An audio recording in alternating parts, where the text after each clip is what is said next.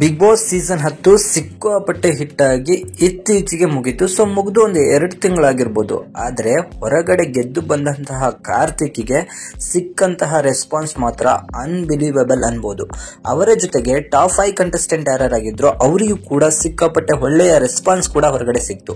ಆದರೆ runner up ಆದಂತಹ ಪ್ರತಾಪ್ ಅವರಿಗೂ ಕೂಡ ಒಂದು ಎಲೆಕ್ಟ್ರಿಕ್ ಗಾಡಿ ಸಿಕ್ತು. ಅದರ ಜೊತೆಗೆ ಅವರಿಗೆ ಬರಬೇಕಾದಂತಹ ದುಡ್ಡೆಲ್ಲ ಅವರಿಗೆ ಸೇರಾಯಿತು.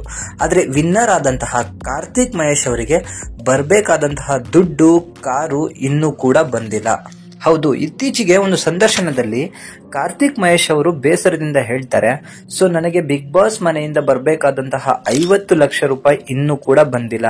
ಅದರ ಜೊತೆಗೆ ಕಾರ್ ಬರ್ಲಿಕ್ಕೆ ಇನ್ನು 2-3 ತಿಂಗಳು ಕಾಲ ಬೇಕಾಗತ್ತೆ ಅಂತ ಕೂಡ ಅವರು ಹೇಳಿದ್ರು. ಸೊ ಕಾರ್ ಬರ್ಲಿಕ್ಕೆ ಲೇಟ್ ಆಗ್ಬೋದು, ಯಾಕಂದ್ರೆ ಫ್ರೀಯಾಗಿ ಕೊಡ್ತಿರೋದ್ರಿಂದ ಅದಕ್ಕೆ ಬೇಕಾದಂತಹ ಒಂದು ರೂಲ್ಸ್, ರೆಗ್ಯುಲೇಷನ್ಸ್ ಹಾಗೂ ರಿಜಿಸ್ಟ್ರೇಷನ್ಸ್, ಅವನ ಹೆಸರಿಗೆ ಟ್ರಾನ್ಸ್ಫರ್ ಮಾಡೋದು, ಈ ತರದೆಲ್ಲ ಇರ್ತದೆ. ಸೊ ಅದಕ್ಕೆ ಬೇಕಾದಂತಹ ಒಂದು ಸಿದ್ಧತೆಯನ್ನ ಮಾಡಿಕೊಂಡು ಕಾರನ್ನ ಲೇಟ್ ಆಗಿ ಕೊಟ್ಟರು ಕೂಡ ದುಡ್ಡನ್ನು ಇದುವರೆಗೂ ಕೂಡ ಕೊಟ್ಟಿಲ್ಲ. ಹಾಗೂ ಕಾರ್ತಿಕ್ ಮಹೇಶ್ ಒಂದು ಶಾಕಿಂಗ್ ಸಂಗತಿಯನ್ನ ಹೇಳಿದ್ದಾರೆ.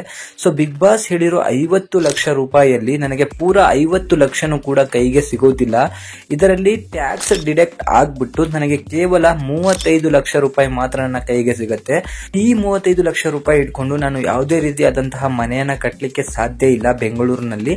ಅದಕ್ಕೋಸ್ಕರ ನಾನು ದುಡಿಮೆ ಮಾಡಬೇಕು. ಸೊ ಆ ಅಮೌಂಟ್ ಆದಷ್ಟು ಬೇಗ ಬಂದ್ರೆ ನಾನು ಮನೆಯನ್ನ ಸ್ಟಾರ್ಟ್ ಮಾಡಿಕೊಂಡು ನನ್ನ ಕೆಲಸನ ಮುಂದುವರ್ಸ್ಕೊಂಡು ಹೋಗ್ಬೋದು. ಅದಕ್ಕೋಸ್ಕರ ನಾನು ಆ ಅಮೌಂಟಿಗೋಸ್ಕರ ಕಾಯ್ತಾ ಇದ್ದೀನಿ. ಆದಷ್ಟು ಬೇಗ ಬರುತ್ತೆ ಅಂತ ಕೂಡ ನಾನು ಅನ್ಕೊಂಡಿದ್ದೀನಿ ಅಂತ ಹೇಳಿ ಒಂದು ಸಂದರ್ಶನದಲ್ಲಿ ಹೇಳಿದ್ದಾರೆ. ಬಿಗ್ ಬಾಸ್ ವಿನ್ನಾದ ಕೂಡಲೇ 50 ಲಕ್ಷ ರೂಪಾಯಿ ಸಿಗತ್ತೆ ಅನ್ನೋದು ತೀರಾ ಸುಳ್ಳು. ಯಾಕಂದ್ರೆ ನಮ್ಮ ಭಾರತದಲ್ಲಿ 5 ಲಕ್ಷದ ಮೇಲ್ಪಟ್ಟ ಅಥವಾ 7 ಲಕ್ಷ ಮೇಲ್ಪಟ್ಟ ಅಮೌಂಟಿಗೆ ಟ್ಯಾಕ್ಸ್ ಡಿಡಕ್ಟ್ ಆಗುತ್ತೆ. ಸೊ ಒಂದೊಂದು ಪರ್ಸೆಂಟ್ ಇರ್ತದೆ. ಸೊ ಒಂದೊಂದು ಅಮೌಂಟಿಗೆ ಒಂದೊಂದು ಪರ್ಸೆಂಟೇಜ್ ಇರ್ತದೆ. ಸೊ ಹಾಗೆ ಈ ಅಮೌಂಟ್ಗೂ ಕೂಡ ಒಂದು ದೊಡ್ಡ ರೀತಿಯಾದಂತಹ ಟ್ಯಾಕ್ಸ್ ಕಟ್ಟಾಗಿ 15 ಲಕ್ಷ ರೂಪಾಯಿ ಟ್ಯಾಕ್ಸ್ ಅನ್ನ ಕಾರ್ತಿಕ್ ಮಹೇಶ್ ಅವರು ಸರ್ಕಾರಕ್ಕೆ ಕಟ್ಟಬೇಕು. ಇನ್ನು ಉಳಿದ 35 ಲಕ್ಷ ರೂಪಾಯಿ ಅವರ ಕೈಗೆ ಬಂದು ಸೇರುತ್ತೆ. ಸೊ ಅದರಲ್ಲಿ ಅವರ ಕನಸಿನ ಮನೆಯನ್ನ ಕಟ್ಟಲಿಕ್ಕೆ ಶುರು ಮಾಡಬಹುದು.